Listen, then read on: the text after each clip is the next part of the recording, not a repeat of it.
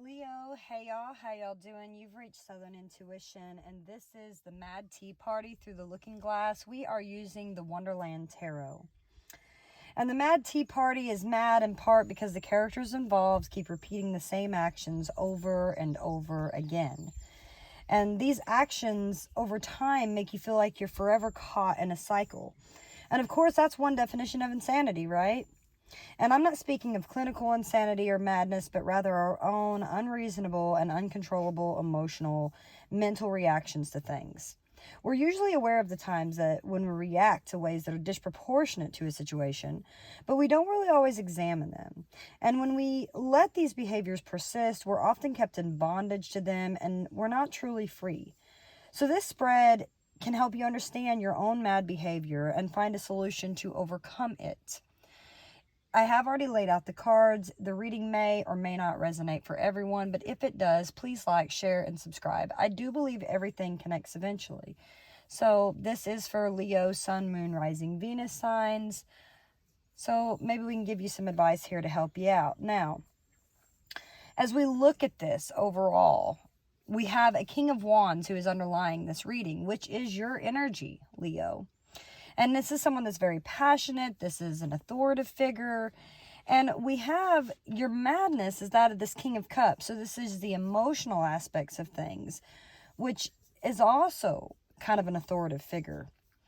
What's kind of triggering you is these 7 cups, which is options that are available to you, confusion, delusion. And we have your reaction, which is the Page of Wands, who is just still very curious about all these other options. And the result of that makes you be this King of Pentacles, whom is, well, more full of himself. You know, he's got his cake, he can eat it too. He doesn't need for nothing. He doesn't need nobody. And how to walk away is out of this 2 of Pentacles, which is making a choice, which results in the Knight of Swords, whom takes action. And as I look at the reading as a whole, it's as if, you know, here you are, you're very passionate, but your emotions are what's kind of driving you crazy. And it's because you've got so many options. And then you get really triggered to be like, oh my God, I'm so curious. I want this, I want that. And then you kind of tuck yourself back into the hole of the King of Pentacles, which is independence and being alone. So you're going to have to make a choice here. But I see you ultimately taking action and making a decision towards something here that you are desiring. And you find it by being logical. How ironic is that? Now, we will look at each of these kings and the reading of itself. So if you want to still enjoy the read, please stay to listen as we read about Through the Looking Glass. Now, our character here for the King of Wands is not an actual character, but a character in the poem that the caterpillar asked Alice to perform. And as with many of the poems in the text, it's kind of a nonsense version of an actual poem. The young man is asking his father, who is a real stout old man, you know, he asks him all these questions, and he's very curious about how his father can stand on his head and eat all these different foods and then turn somersaults, and he's just so old. And Father William here, he answers all these questions. But with the last question, he kind of loses his patience and he refuses to answer it. And the question was, how can you balance an eel on your nose? And the King of Wands' response kind of captures the impatience of the characteristic of whom you are, Leo, which is the King of Wands. And you are essentially a man of action. And so the father here, he's like, look, I've answered all 3 of your questions, and that's enough.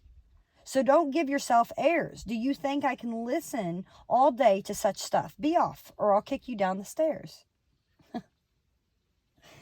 So this is an authority figure, a decision maker, you know, someone with power and experience, someone who takes action, someone's very decisive, and they seek excitement in their life and adventure, and they love new ideals. So the King of Wands is someone that can be charming and willing to share secrets of the success up to a point, that is. He's happy to show himself off, and his skills are also something that's very enjoyed and also admired. But of all things, he values taking action and particularly loves starting new projects.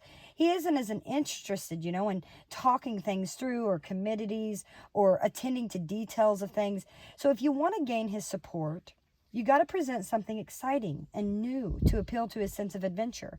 Hit the right chord with him and he'll make things happen. But we'll expect you to work out all the details. So whatever you do, don't let him be embarrassed or you'll never get another chance. Be as entertaining here and as on point as you can, because if he finds you boring, he may take a cue from Father William and threaten to kick you out of his office.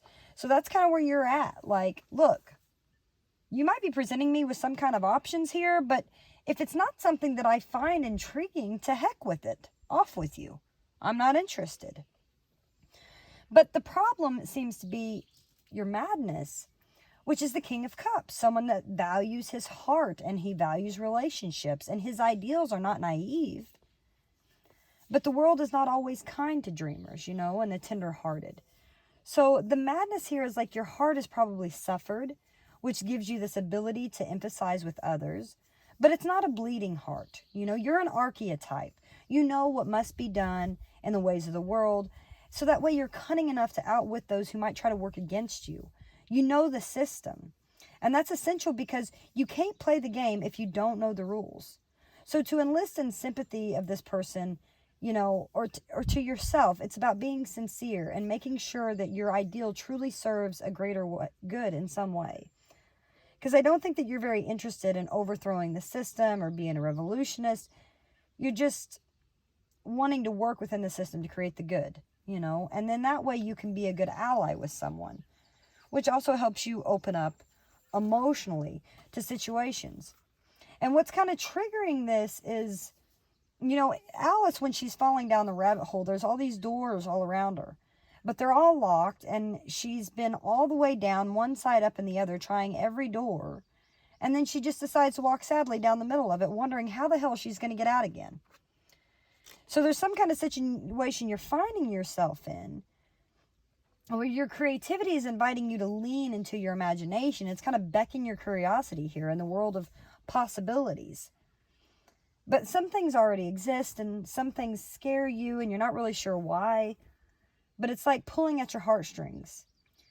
And some of it's probably drawing attention even though you really don't want it. And some things could be emerging from the realm of possible futures when we imagine them more fully and we feed them with our creative energy. It's just also important, whichever dream you spend the most time nurturing is most likely the one that's going to manifest here, Leo. So you got to recognize your incredible imagination and your creative power. Now, so that's what's triggering you. Again, you're very passionate about something, but your emotions are driving you crazy because, well, you've got options, right? You've got other options here to deal with. And so then your reaction to all of it is, oh my God, I want it all. Being very curious. It's like, oh my God, okay, well, I want that, so I'm going to send a message out to that. I want that, so I'm going to study this a little bit more. It could be that you're even young and inexperienced about it, but you don't really care. You're still ready to support an ideal. You're very enthusiastic. Your energy is thriving here. And you could also have a little bit of a sensitive ego to it. Like, well, I don't know which one I really want. Which one do I want? I don't know. I want it all. And the Page of Wands is someone who is, a little inexperienced in whatever you could be attempting to do because you've got all these options and you don't really know which one. But you're also brave and you're energetic and you're creative. And you're always coming up with some kind of clever ideal. So you could lack a little practical experience, but that doesn't really matter because your enthusiasm makes up for it, You could embarrass yourself easily, which makes you kind of get defensive and angry. So, just treat yourself gently, avoid worrying about your ego so much, at least until you gain confidence, right? So, again, you want it all. And where that brings you is back to another decisive action here that you want to take. It's the King of Pentacles, who is a lover of life and all of its pleasures. You know, it's you keeping alive, not necessarily actually thriving. It's just your bread and water will do. But you know that a feast is better. So again, this is you wanting it all. This is your reaction. Oh my God, I might have emotions for a situation, but I've got other options that I'm curious about. And I know that a feast is better. I know I want it all. And the King of Pentacles is just someone who enriches his enjoyment of the material world by sharing his bounty with his friends, his family. He's very generous, but he's not someone that you take advantage of. So if you seek his assistance, don't try to pull anything over him and don't try to get him interested in harebrained ideals. Instead, show him how your plan will benefit the stability and prosperity, and he might just be willing to invest in you. That's where you come with it. Now, so what's going to help, I feel like, how you can walk away from this madness here where you feel like your emotions are just getting the best of you, it comes with making a choice here, right? Because it's about multitasking, being balanced,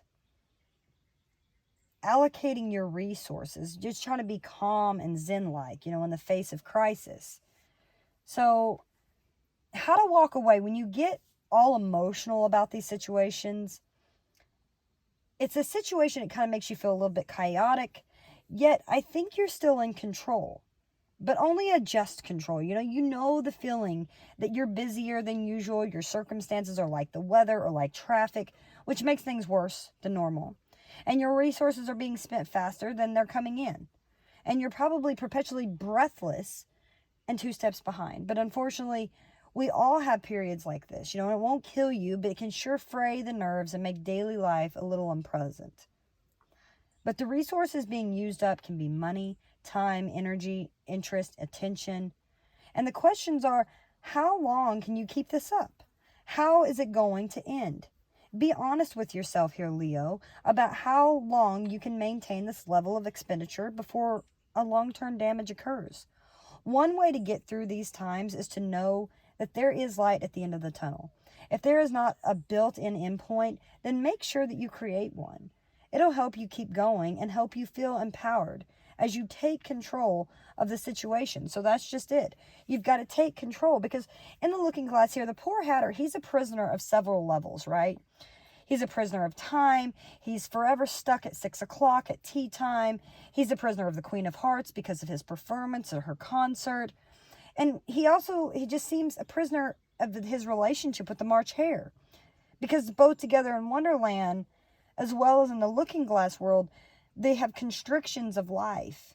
And so then it's just like you're juggling. You're juggling in a never-ending tea party. Your career as a performer, as a job, as a messenger. No wonder you might feel a little mad, right? And who wouldn't with all of this going on, of course. But like many in the position of the Mad Hatter, and that's that King of Pentacles there, some may observe you that you've set this table for so many people, even though there's just 3 of you. You don't really have time to wash up and reset the tables between everything else. So just keep moving down one space, right? What happens to when you come to the beginning again, Leo? Is the party going to agree to change the subject? Or what here? You've got a choice to make here.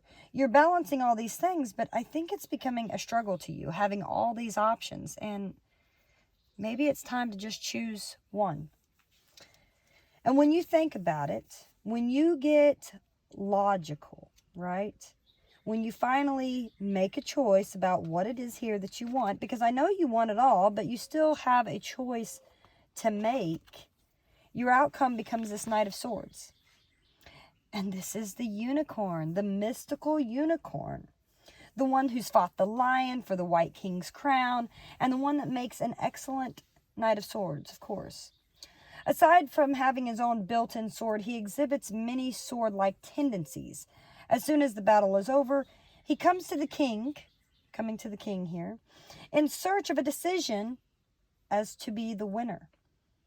And when he sees Alice, he demands to know what she is. Having never seen a little girl before, he has heard of them, of course, but always thought that they were fabulous monsters. Now, what's interesting about it is, I think you finally will find what's going to really critique your curiosity here. And this person's going to be like, do you know, I always thought unicorns were fabulous monsters too. And I never saw one alive before. Well, now that we have seen each other, says the unicorn, if you'll believe in me, I'll believe in you. Is that a bargain? Yes, if you like. So finally, I feel you're going to be showing a stern sense of justice. And you could be implying, this isn't fair, and give up. However, I feel that you're going to have this reverence for logic. Facts and truth and justice is what's going to help you make your choice here. So whatever it is that you've convinced yourself that is right, you're going to defend it vigilantly. You're going to be defensive, and you're going to be practical, and you're going to excel in that. Your biggest problem might be that once you are convinced of what you want, it may be a little hard to unconvince you. And that is to say, once you decide something is true and it becomes more important than the actual quest for truth, what shall you do then?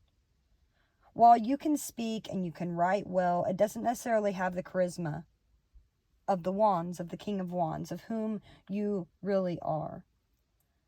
So for someone to get you into this side, I feel that they're going to have to appeal to your reason, and they're going to have to admit that they can't solve certain problems. And that's you're going to see this as a challenge, something that is simply beyond you. And that is going to be beyond solving everything. And then you're going to finally be happy to rise to this challenge, to be focused, to be goal-oriented. No longer having the short attention span with all the other options. I think you're going to just rely on the facts and the logic of the situation. When you finally figure out what you want, even though you want it all, there's something here that's coming in that's really going to pique your curiosity. And maybe that'll help your madness. So good luck with that.